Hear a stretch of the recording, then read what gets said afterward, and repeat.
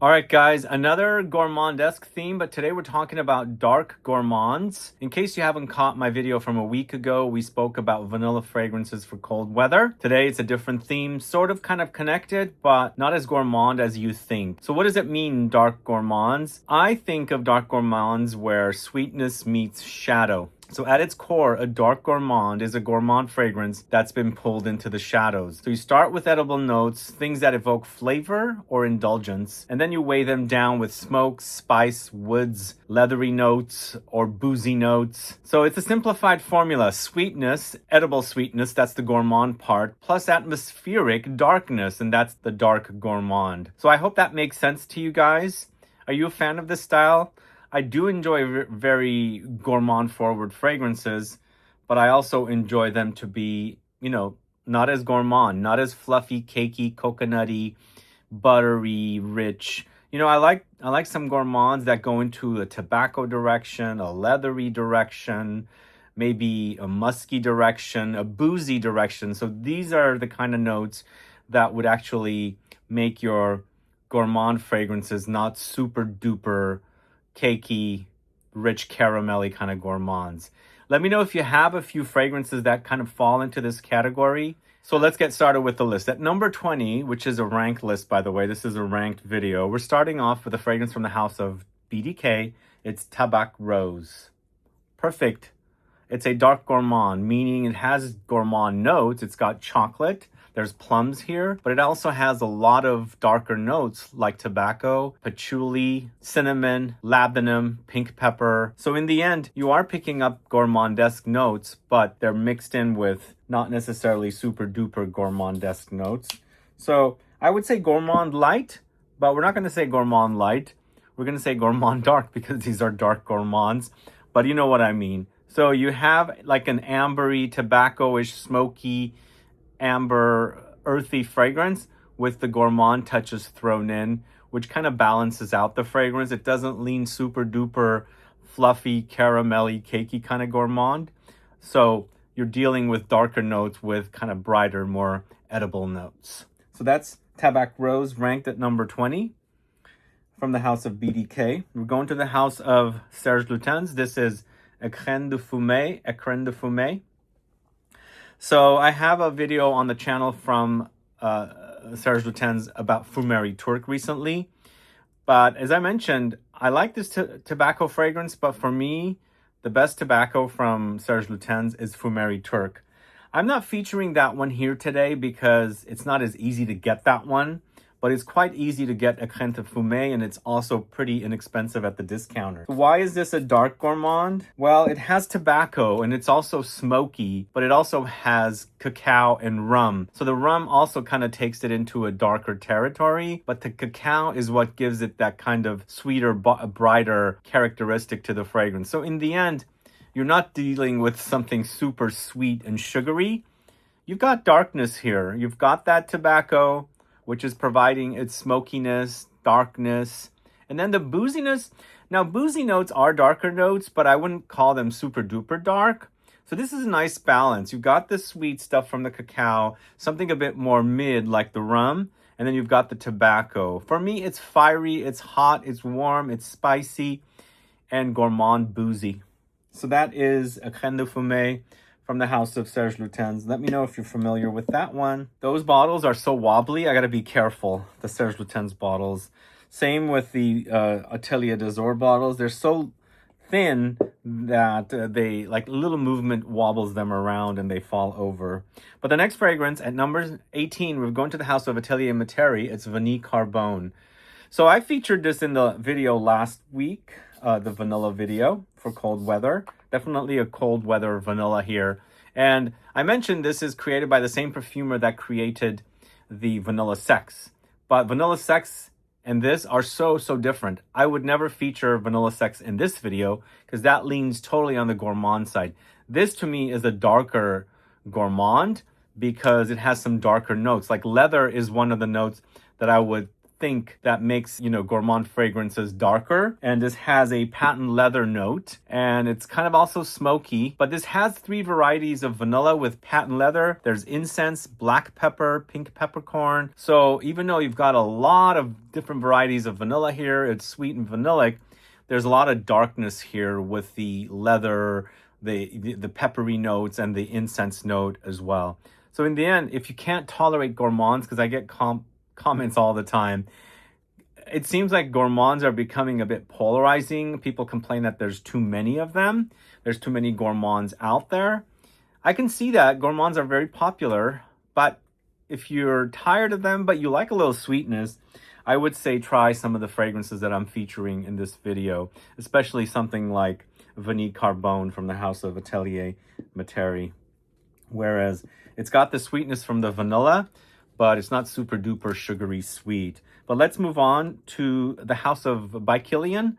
This is Black Phantom. So Black Phantom I haven't spoken about for a while, but I can totally see that whole darkness coming in from the boozy notes. But also there's coffee here, there's dark chocolate, caramel, heliotrope, sandalwood, sugarcane, almonds. It's not necessarily your super duper sugary sweet gourmand, but in comparison to the Atelier Materi, this one does have more of gourmand touches for me. It's just the booziness that kind of tones down the super duper sugary sweetness. But in the end, it's milky lactonic, a bit nutty as well. For sure, you've got the coffee and the chocolatey touches, and then that booziness in here. It's super lovely and also very cozy because it is got a milky characteristic. What I always say about this one is it reminds me of Irish whiskey over at the Buena Vista here in San Francisco. If you're ever visiting and you go near Fisherman's Wharf, there's a famous place there called the Buena Vista, and they serve Irish whiskey. So it's reminds me of this fragrance. But next we're going to the house of PENHALIGON'S. This is Babylon. So somebody mentioned in the video last week, said, what about Babylon? And I mentioned in that video I was only featuring fragrances from 2023 on to 2025. This came out, like 2020? Somewhere around there.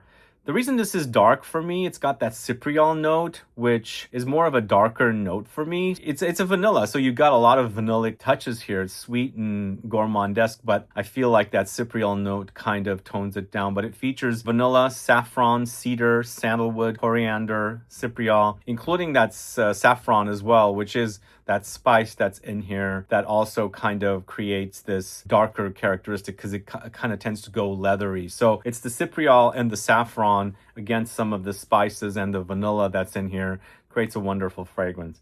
I remember during the pandemic, one time I wore this to a restaurant. The woman couldn't stop, complimenting my fragrance.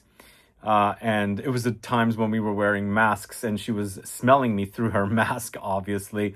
And she was complaining that she hates fragrances. She hates going to Macy's, and she has to stay away from the fragrance counter because she gets a headache from those fragrances. But she said, I'm not getting a headache and I really love the scent. So she ended up buying a bottle of this.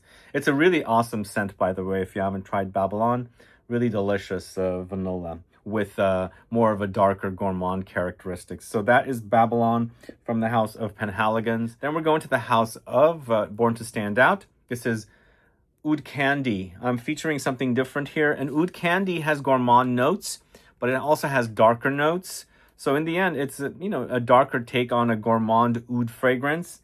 That's super, super duper potent, by the way. It's a really, really intense fragrance. Super long lasting with oud, leather, brown sugar, saffron, candy, oak moss, and so on. There's some vanillic touches in here as well, but it doesn't get super duper vanillic. It is a sweeter fragrance, and it's called Oud Candy, obviously, because it's oud and candy.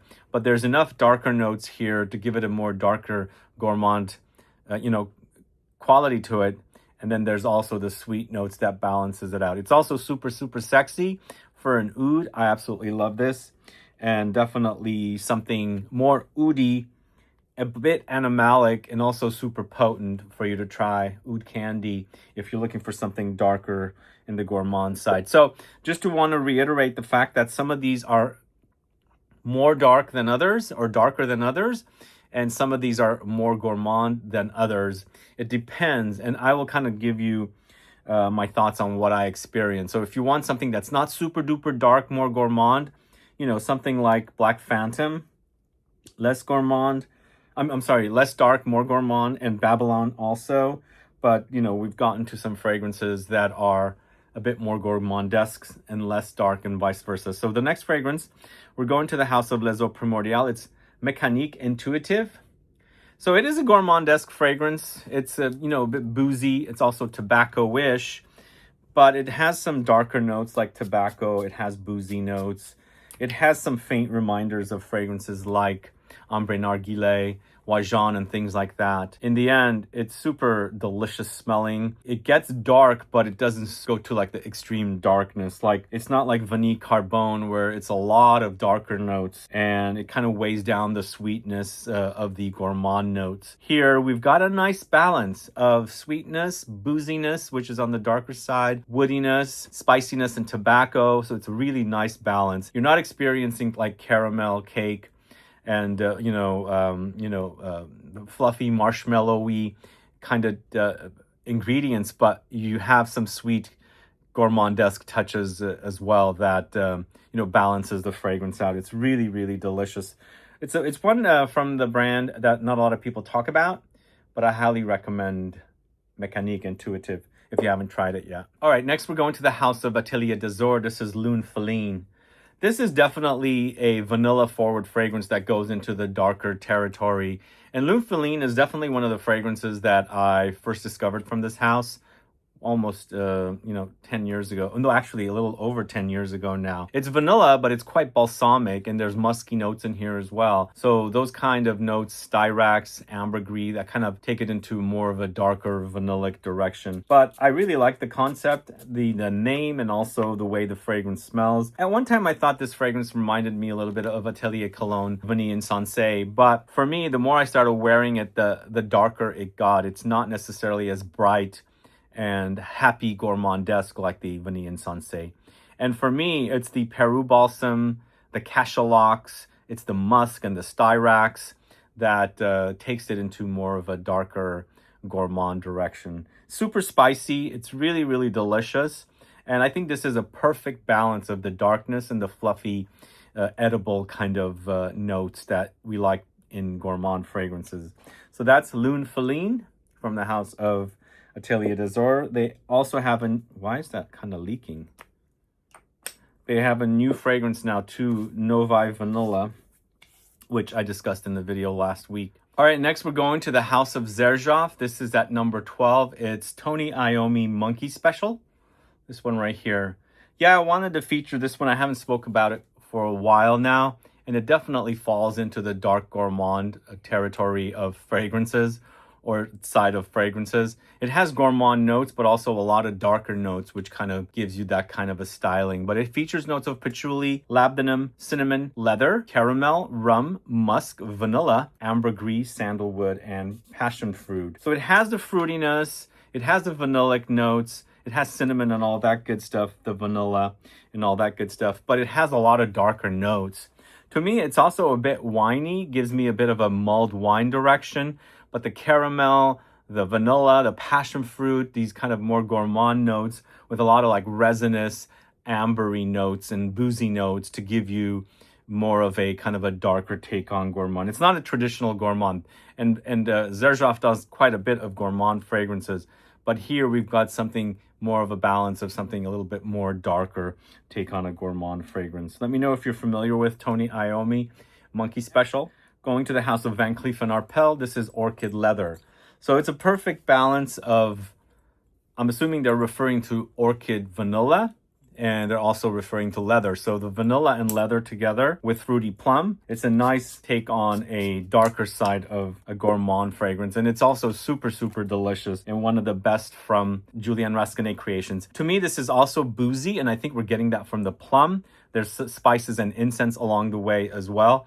Really lovely. You've got gourmand notes, but it's not sugary, cakey, marshmallowy, caramelly kind of. It's vanilla with plums, also darker leather, ambery kind of notes with a booziness. So super yummy. If you haven't tried this one, Orchid Leather from the house of Van Cleef & Arpels, you should. It's a really great one. Then we're going to the house of Guerlain, this is tobacco honey. Yeah, it's tobacco and honey together, and honey is what I'm associating with more of a gourmand side. There's also vanilla in here, but it's tobacco. There's also oud, so you've got this nice balance of sweeter gourmand notes and darker, more, not necessarily gourmand-esque notes, but it's a really great creation. The honey in this is what is really, really magic. And you know what? This is the first time it's reminding me a little bit of Back to Black from Kilian. The honey in this and the honey in that kind of remind me of the same kind of honey.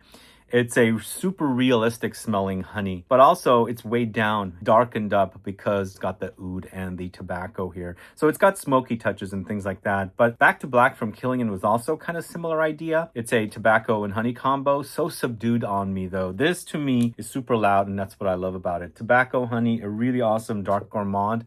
If you haven't tried that, please do. All right, we're going to the House of Amouage. This is Material, created by Cecile Zarokian. Super delicious amber vanilla direction, and in the end it's a lot of vanilla here, but it's balanced out with more resinous, darker, smoky kind of notes, labdanum and things like that. It's super spicy also. It's got prominent elemi resin, but I think it's the benzoin, the incense, patchouli, labdanum is what kind of takes this into more of a darker gourmand. In the end, you're working with a lot of vanilla, and also tonka, which also constitutes as a kind of a gourmand note, but it's balanced out with the smoky, spicy, amber, resinous side, which when you're looking for something not necessarily super sugary, you go for something like Material rather than, what do you say? There's a lot of gourmand fragrances out there, but I can't find a comparable one to that because this is an amber vanilla fragrance. It's a nice balance of amber and vanilla. But the next fragrance, going to the House of Frederic Malle, it's Musk Ravageur. The musk in here is what gives me more of a darker experience than a super duper gourmand. It is a bit caramelly, it's a bit honeyed, it's got vanilla, and it's super spicy and aromatic, but in the end, it's not necessarily sugary sweet. It's sweet though, don't get me wrong. It's got a lot of musk in the back as well, which is super sexy. I love that about this fragrance. One of the best creations from Frederic Malle. In fact, it might be the most popular from the house next to Portrait of a Lady, but super awesome. A darker take on a gourmand. It's also super sexy. And if you like musk, you got to try that one. But the next fragrance, going to the House of Zoologist Perfumes, it's B. And B, even though it seems it might be bright, I don't think it's necessarily the kind of gourmand that I would associate being like super duper gourmand. But this is not also the super dark gourmand. It's kind of in the middle, I think. It's got a lot of royal jelly and honey. There's benzoin, vanilla, mimosa, heliotrope, broom, orange blossom, amber, tonka, and labdanum. In this case, I think it's the amber and labdanum that's kind of weighing down the fragrance and making it a bit darker. It's a bit animalic as well. Some people find it a bit animalic. Same thing with the honey tobacco from Guerlain. I think some people find that honey to be a bit animalic. I would think the bee would be a bit more animalic than the tobacco honey, but it is a super delicious fragrance. It's got some animalic funky touches, but that's what I like about it. It's balanced out perfectly. One of the best creations from this house, B. I think it might still be my favorite. What do you guys think? But next, going to the House of Un Nuit Nomade. This is Estrella de la Mañana. Super duper dark fragrance. In the end, we've got vanilla, cocoa, and benzoin here, but I think it's the birch that's in here that's making it super duper dark. Whereas, B was a lot brighter, but still had that tweaking of darkness. But Estrella de la Mañana is super, super dark. And it's the cocoa and the vanilla. Even I think the benzoin is resinous and ambery, which takes it into a little bit more of a, darker noir territory. It's the birch in here, smoky, resinous, a bit leathery, really contrasts really, really strongly. Like it's a super duper strong birch note in here. Whereas vanilla, cocoa, and benzoin are not saving it because the birch is just spreading its wings all over and covering up all of the gourmand sweeter notes. But in the end, it's a really great fragrance, really awesome, super intense, potent, and not your traditional gourmand, super duper noir gourmand. So that's Estrella de la Mañana from the House of Mud. Let me know if you're familiar with that one. I really love it. I think it smells great, even though birch kind of not scares me, but not something I gravitate towards. That one actually is quite enjoyable to wear. All right, and then we've got two fragrances tied at the same spot because they are also very similar and also created by the same perfumer, also with bottle label changes.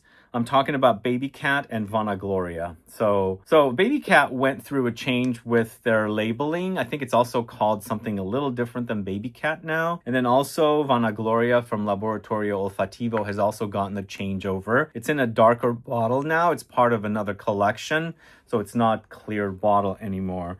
But I would call these two dark gourmands because in the end, lots of vanilla with smoky, resinous, leathery notes together. But I absolutely love this DNA so much.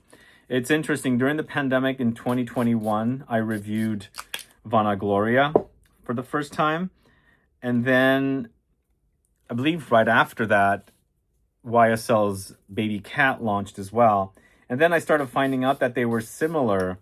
So in 22, going back to France for the first time in several years, it was not really easy to find Baby Cat. Not at all.